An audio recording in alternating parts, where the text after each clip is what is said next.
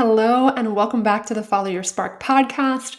It's your host, Gina here, and I'm coming on for a solo episode to talk all about how to spark positive change when you are feeling stuck or powerless. I felt compelled to talk about this today because I feel like I've been talking to so many clients and friends who are feeling this way, whether something's going on in their own life that they really want to make a change in, but they're struggling to move forward, or they're feeling overwhelmed by everything that's going on in the world and the larger collective, and they don't know where to go from here. So I wanted to share some of what's been coming up in those conversations and the top 7 things I found that can lead to this feeling and what you can do to shift that and move forward. I also feel like this is coming up right now because it feels like we're in a big space of change and transformation. I've seen it so much individually in my own communities and clients as well as the world. And I feel like we're all being invited to step up in a new way and step into this next chapter of our lives and consciousness and what's possible for the world and community. So it makes sense if you are feeling intense emotions. It makes sense. And change can be scary. Change can bring up all kinds of things, emotions, experiences that were just there underneath the surface. And then when we're in a process of challenge, when we're in a process of expansion, all of that stuff can come to the surface. So if things feel intense for you right now, stick around. We are going to dive into a lot of practices that could really support you. All right, you ready? Let's dive in. Number 1, if you are feeling powerless or overwhelmed by your emotions, it's likely that you are trying to avoid, numb, or resist your feelings instead of being willing to feel them.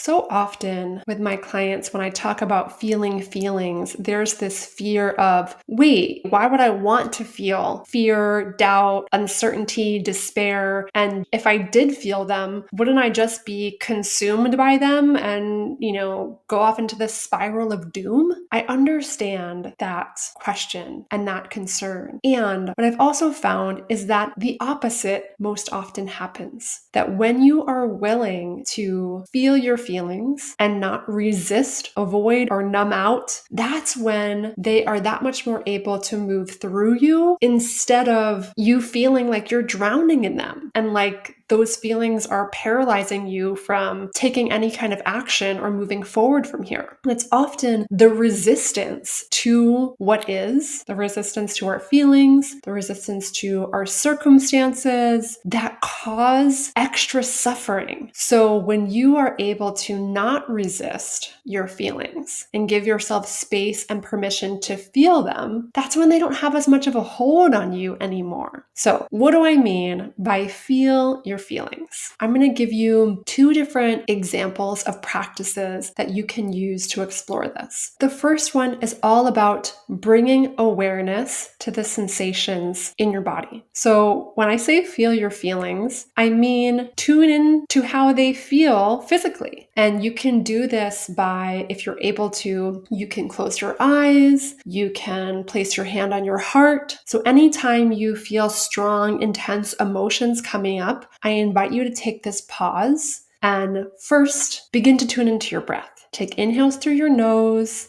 exhales through your mouth, and allow your nervous system the chance to settle a little bit so you can give yourself this space to tune in. So step 1, take a few deep breaths. Land in your body. Land in this present moment. And then tune your energy inward and begin to scan your body and notice how you feel. Notice the physical sensations that are present. Is there a tightness somewhere? Do you feel constricted somewhere? Do you feel a knot or a pit in your stomach? Are your shoulders hunched forward? What are you noticing about your physical experience right now? And can you give yourself space to feel that without judgment, without making it wrong, or without thinking, okay, if I feel this feeling, then I get to move past it? When I first started this practice many years ago, I had this thought, consciously or unconsciously, that that's what this was about.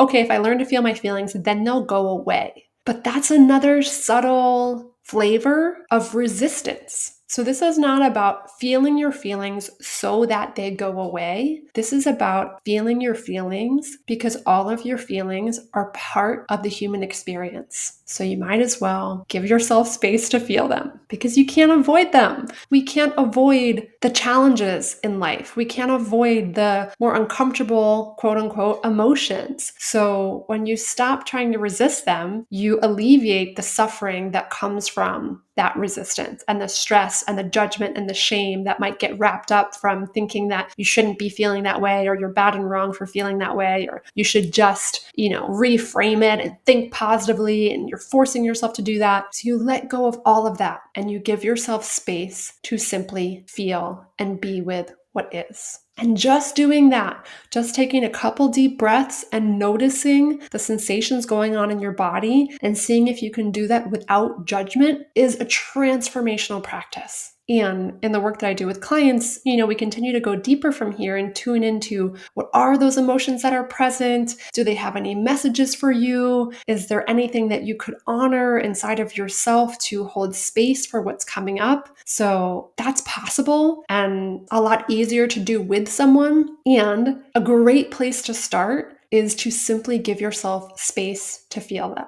And this can be a 30-second practice, a minute practice, and it makes a tremendous difference. And when you're doing that practice of feeling the feelings in your body, if it feels scary to feel them, and they do feel like a lot, see if you can tune into a part of your body that feels safe, that feels grounded. Maybe it's feeling your feet on the ground, or feeling the connection and support of the chair underneath you, and feeling into a part of your body that simply feels neutral. And when you get to that space, see if you can remind yourself or tell yourself, it's safe for me to feel my feelings and feel held in that container. Like I said, this is a great place to start practicing and building this muscle and skill of feeling your feelings. The second practice I want to share with you is for if and when your feelings feel really intense and your mind is spinning and kind of going crazy and you're really worked up and potentially in a state of panic, or they just feel so overwhelming. The practice that I would offer in moments like this is something called TONGLEN meditation.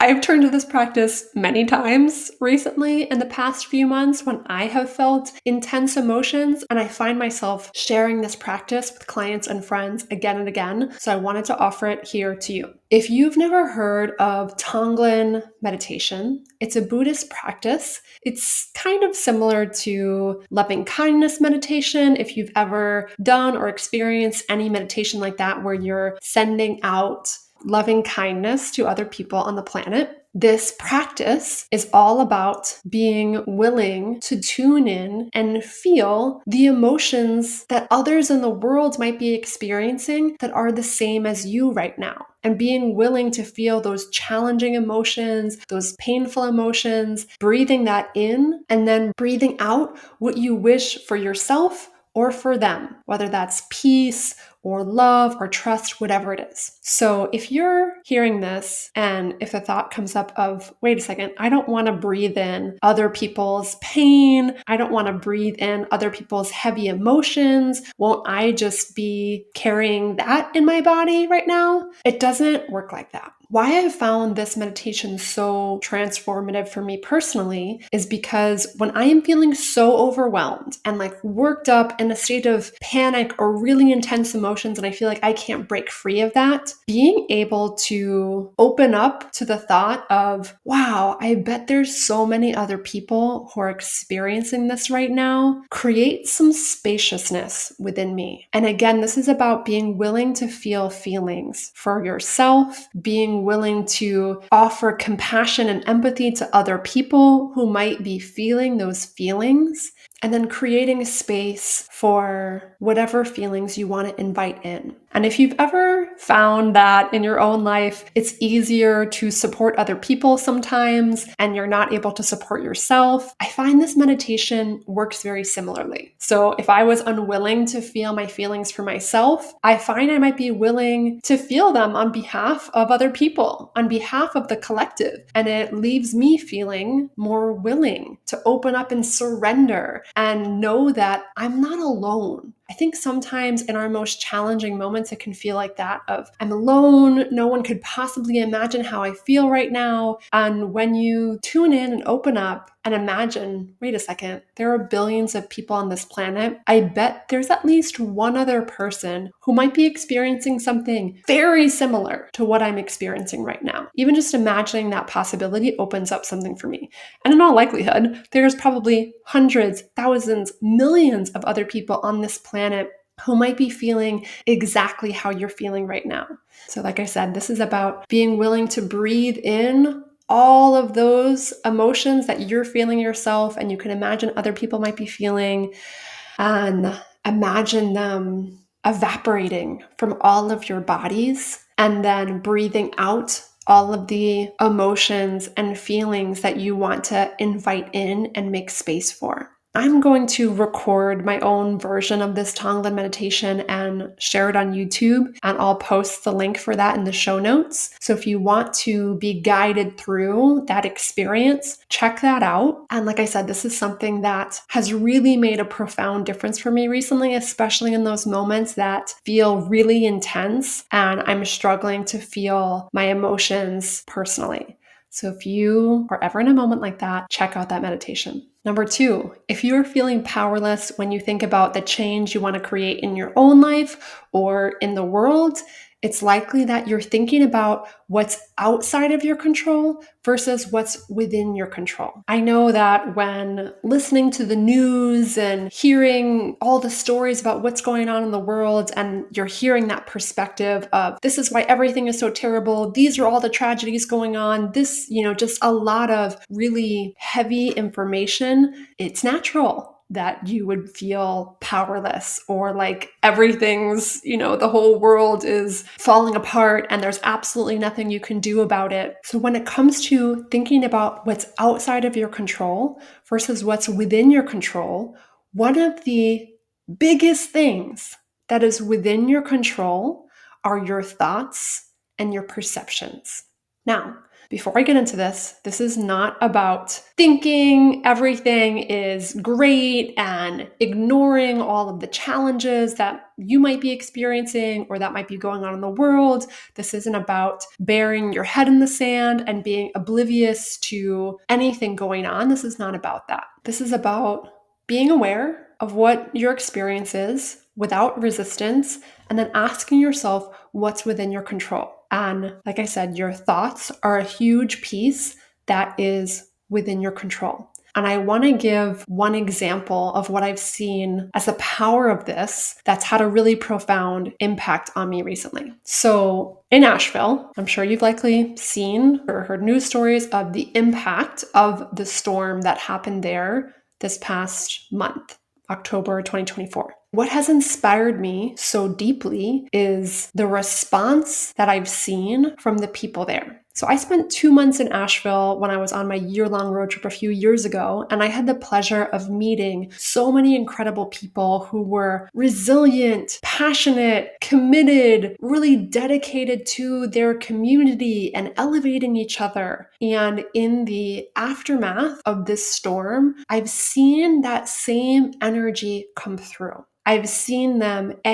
recognize the devastation and grief that they might be experiencing, which goes back to, again, not resisting what is. And then also pointing out and sharing stories of how the community is coming together, how they're supporting each other, what they believe is possible for the future. And even amidst the devastation that they're facing, I feel this energy of commitment, of hope, of resiliency pouring through. And that's what it's about, to think about what's within your control versus what's outside of your control. There are so many times where we wouldn't have chosen or wished for a circumstance that we might be currently experiencing, and we do have a choice of how we respond from here. So if you're feeling powerless about anything in your life, I invite you to make a list of all the things that are within your control. That could include your thoughts. It could include being willing to feel your feelings and give yourself space for that. It could include you have the capacity to ask for support from other people. You have the ability to help other people if you have the space and resources and energy for that. And you could keep going and really focus on what are the things within your control versus the things that are outside of your control. Because if you allow your mind to spin into everything and think about why there's no hope,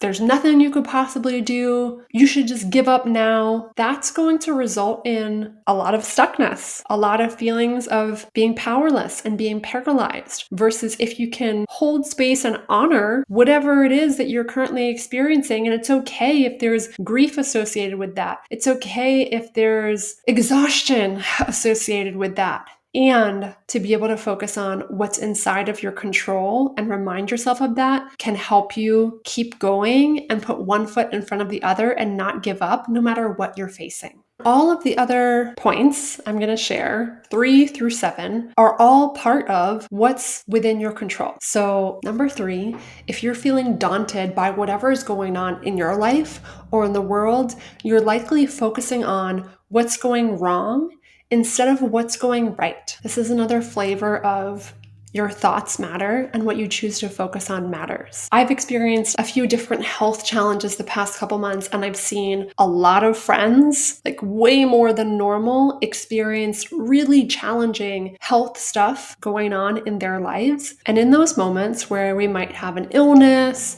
or something challenging might have happened, it could be very easy to be all consumed by that, to be focusing on the acute pain that we might be experiencing or the, in our face challenge that might have come up versus being able to look for what's going right. So if it's in your body, being able to recognize, wow, I'm breathing, my heart is beating, and tuning into other parts of your body that maybe do feel well. Even if you are having a sinus attack or you're having pain in one part of your body, there's likely some other part of your body that is feeling okay. At least neutral, maybe good, maybe fine. And to be able to tune in to the things that are working, the things that are working in your life, the things that are working in your body, or you could expand this out to the things that are working in the world.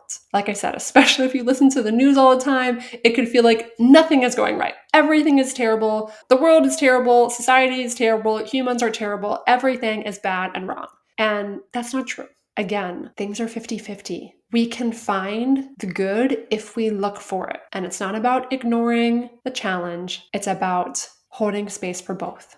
Number 4, if you want to make a positive change and you don't know what to do, it's likely that you're overwhelmed by all of the options instead of honing in on what matters to you. And this might come up if you're thinking about all the things going on in the world. Like there's so many places impacted by storms or hurricanes or wars or tragedies, and thinking, I want to contribute, I want to do something, but I don't know what to do. So therefore you do nothing. This could also show up in your own life. If you're thinking, wow, I really want to make a change. I would love to have a more fulfilling career, but there's like a million ways I can do that. And I just don't know what to do. So therefore, again, you do nothing. If you're feeling that way, this is about narrowing in on what matters to you. So when it comes to, let's say, the impact that you want to make in the world. Right now, I feel very connected to Asheville because I spent a lot of time there and I got to know the people there, and I feel really connected to the community there. So I feel inspired to support and contribute to that community. Maybe you feel really connected to something else going on in the world, another community, another cause that really matters to you, and you want to dedicate your focus and energy and resources there. Beautiful. Ask yourself that question. What matters to you? What do you feel connected to? What do you feel most inspired by? And let that be enough. We don't all have to do everything. It's like if you try to do 10,000 things in a day and you're trying to multitask and rush, you're likely going to do all of them not very well. Versus if you think about, okay, what are my top 3 priorities today? Let me dedicate my time and energy and focus on just those 3 things, even just one thing. What's the number 1 thing I want to get done today? And you focus on that. That's going to be a lot more powerful of an impact than if you had tried to do 10,000. So ask yourself what matters to you, make a choice, and allow that to be enough. Allow that contribution to be enough. Because if we are all doing that, both on a global scale as well as on a personal individual scale, and we're following our purpose, our passions, our desires, our fire, we're going to make a positive impact each in our own realms. And that collectively is going to spark incredible positive change, transformation, and impact on all of us. So knowing that we don't have to do it all, follow what speaks to you. And again, the same goes for your own life. So if you are feeling overwhelmed by all the options of things you can do, whether the options of, changes you can make in your career or shifts that you want to take or whatever it is, ask yourself what matters to you and why making that change or taking that step is important. When you get down to the essence of knowing what matters, why it matters, it's a lot easier to stay focused on that path and not be distracted by all the other options out there. 5, if you're feeling powerless, you're likely looking for evidence of why you're incapable instead of evidence of why you are powerful beyond measure. Again, I know sometimes when things feel so daunting and like we're in so deep, we're so stuck, whether as humanity or maybe there's something in your own life that you've been experiencing for 20, 30, 40 years. So you've built up this evidence for why it will never change, why nothing could possibly be any different. It's all pointless and fruitless and useless. So why even try? If you're feeling powerless, it makes sense. If you're used to practicing those thoughts and you're used to reminding yourself of that. And if you're doing this, please do not beat yourself up. This is something that our human brains do by default. We have a negativity bias. We want to look for what's not working so that we stay safe in what's known and familiar. And your current circumstances are what's known and familiar. So even if you don't like them, even if you wish you were different, there's some part of you that is enjoying staying exactly where you are. And I believe this for the collective as well, that collective change can be hard. And if we're used to experiencing tragedy and hardship and all of these things, we need all of us as a collective to be willing to step into change, to step into the unknown, to believe that something else could be possible. And that takes practice. It takes intention. And the way that we can do that as a collective is first starting within ourselves. So if you want to make a change in your life and you find that your brain is offering you, no, that could never work, I'm totally incapable of that, this is silly to even have this dream in the first place, practice building evidence for why you are capable. Look back on your past and ask yourself, where have I done something that I had never done before that once felt impossible and yet I did it? I bet there is something, whether you can go back to learning how to walk. I mean, that's not super conscious, but you can go back to learning how to ride a bike. You can, if you've ever trained for something physically, whether a marathon or a 5K, or learned a skill physically that you didn't previously know how to do. It could be anything. Work towards, a milestone in your career, whatever it is, big or small. I know that you can find an example of something that previously felt impossible that you learned how to do. And when you find this,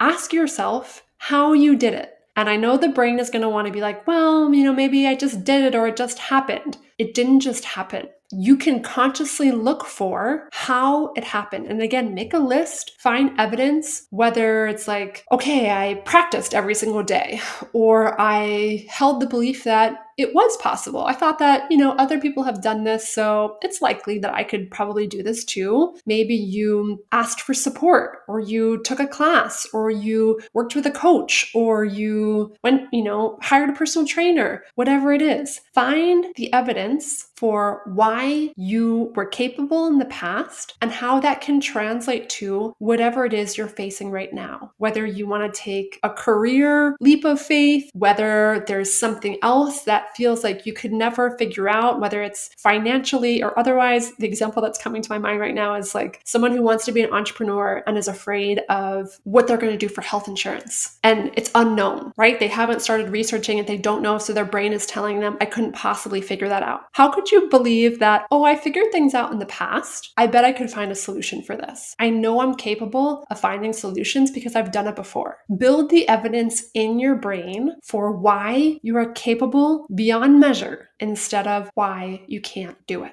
Number 6, if you're feeling overwhelmed by the change that you want to make personally or globally, it is likely because you are focused on something huge instead of focusing on the small steps you can take right now. So if you're thinking that, wow, what's going on in the environment and the climate and the world, that is so daunting. I couldn't possibly do anything about it. So I might as well not even try. What's the point? When you're thinking that and feeling that way and thinking about the massive change that you would want to see happen or hope for, it is very easy to feel powerless and give up. So again, this goes through so many of the points we've been talking about. What are you focusing on? Noticing what your mind is saying. If your mind is just focusing on the huge, daunting thing that you want to change and how you're just one person, you couldn't possibly do anything, that's going to have an impact on the actions that you take. Versus if you build the belief of, wait, I'm one person, it's possible for me to do something. I can start where I am and be curious about what might that be? What could be a small step that I could take? And the person that comes to my mind right now is Greta Thunberg. She is one person and she saw what was going on in the world and thought, I can do something. And from taking very small actions one by one, she has been able to now make a massive impact in the world in her own way. And that is possible for each of us. And again, could look completely different and will look completely different for each of us. And that first action that she took didn't change everything immediately. So it's about not having that expectation or pressure that I need to think of one thing that's going to change everything tomorrow. It's not about that. It's about believing that small actions done with intention over time do have the power to spark change. And again, you can think about this with your own life. So if you want to be an entrepreneur, if you want to start a business and you're thinking, man, that goal of being whatever you think wildly successful is, making $100,000 a year and, sharing your gifts and talents and services with hundreds and thousands of people. If that feels so far off, it's because you're thinking about where you are now and how you can get to that huge step immediately versus being willing to climb each rung of the ladder step by step and being willing for it to take time and take those steps one at a time to work towards whatever change it is that you are passionate about creating and about enjoying the process and not feeling down on yourself or overwhelmed or ashamed for whatever time that it takes. So if you are feeling overwhelmed about whatever change it is that you want to make, ask yourself, what is one baby step you can take right now and play out? Imagine if you were to continue on this road, taking one baby step a day, day by day, what impact do you think that could have? And just dream in that space and see what difference that makes versus only thinking about that super far out goal or super far out reality that feels so out of reach right now. Number 7, the last thing I want to share is that if you are feeling like change feels so out of reach and are really weighed down by that, it is likely because you believe you have to figure out everything on your own with just your logical mind instead of tapping into all of the other resources that are available to you. I believe that we are mind, body, spirit beings. We don't just have our logical brains to work with. We have so many other resources within us as well as around us that can be of support. So if your brain is struggling to figure out what to do next or come up with a solution for something, you can tune into your heart, you can tune into your intuition, you can tune into your body for wisdom and guidance that can help you when your logical brain can't figure it out. This is a huge part of the work that I do with my one-on-one clients. We spend a lot of time developing these skills of connecting with your intuition, connecting with your heart, and connecting with your body so that you can trust yourself and feel more guided on your path. And one practice that I want to share with you right now that's very easily accessible, that's one of my favorite tools to access my intuition, is working with oracle cards. And I actually pulled a card today that I want to share with you that feels very spot on. It's from this deck by Tasha Silver. The deck is called Divine Beloved. And I just noticed that the card I pulled has the same image of the card that's on the cover. So that's cool and powerful. And it feels so resonant with what we've been talking about. And if you're watching this on YouTube, you can see this as I'm showing it. So the card that I pulled says, "Challenge. I embrace all tests. Allow me to flow with what cannot change. Let me embrace all tests and release any fear of loss, knowing that all can be replenished with ease by divine will." Wow. Like I said, that felt like it deeply resonates with everything that we've been talking about, and remembering that we have the power of how we look at our challenges. We have the power to accept what we cannot change, and we have the power of asking for support from our own intuition, from spirit, from source, whatever you believe in, to call in that support when it feels like we can't find a solution by ourselves. So this is what I mean when I say we don't have to figure it all out alone just from the logical brain. We have other resources within ourselves that can support us. We have resources externally, like tuning into spirit and source energy in the universe. And we have support around us, whether you ask for support from friends and family, loved ones, mentors, or you ask for support from someone like me, from a coach. There are so many resources at your disposal. You do not have to do this alone. All right, my friend, I hope these practices inspire you and resonate with you so that the next time you are feeling powerless or stuck with anything going on in your life or the world, you come back to this, choose one of these things that feels most relevant to you in the moment, and see what can support you. And while you can absolutely explore these practices on your own, I also know that sometimes that can be hard. Sometimes when we're caught up in everyday life and in our programming, in the thoughts that we've repeated to ourselves again and again, it can be hard to see your way out of that. So if you've ever felt like that and you wish you had support, you wish you had someone to talk things through, you wish you had someone to learn and practice these skills with and have accountability as you're taking baby steps and navigating the change that you want to create in your life or the world, if you are looking for support with that, reach out. I offer free consultation calls that are all about exploring what matters most to you, understanding that why, tapping into that, and then seeing what is it that holds you back? What specifically is getting in your way? And then together, we will illuminate what are the simple steps you can start taking right now that will open up a whole new world of possibility. If you are feeling the spark and you would love to have that kind of support in your life and you're curious to see what that could look like, go to GinaCasbarro.com, book a consultation call, and I will talk to you soon. All right, my friends, wishing you a beautiful week, and I'll talk to you soon.